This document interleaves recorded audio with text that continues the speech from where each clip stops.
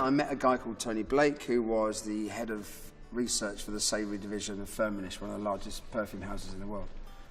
He came to the Duck and he was telling me all about this. Look, you're doing this because blah, blah, blah. I'm thinking, how the hell do you know that?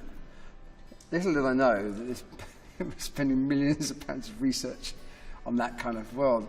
So they invited me over to Geneva. I started doing some consulting with them. And then through him, I met a batch of other people from around the world that were doing some interesting stuff on the sensory side. And one of them was a guy called Charles Spence in Oxford. Another one was somebody called John Prince. And actually, my first sound experiment was John Prince in Wageningen in Holland. And he is something where you listen to him crunching an apple and you had to chew at the same time, try and chew.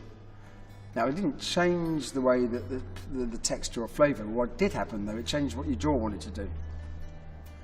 And so we realised the things that are obvious, we think about smell, we think about sound. Sound's something that's not so obvious, but in terms of the effect on food, it's quite powerful. So there was that.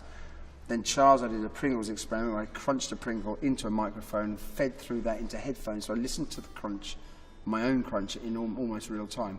You turn the sensitivity and volume of the microphone up, that crunch sounded louder, and the Pringle seemed crisper and fresher. Went on to do a paper on that, which showed that if you did the other way around, where the crunch was muted, people thought that they were stale almost. So that led to lots of sound experiments, and we're doing some amazing ones now. How there should be some wines you can listen to a piece of music and you can accentuate the tannin, you can tone up the acidity, and it's a big subject, but it's the use of language. So some words cross all the senses. So the word sharp, sense of touch, knife, can be the sense of taste, vinegar, it can be the sense of sound, a note, a pitch.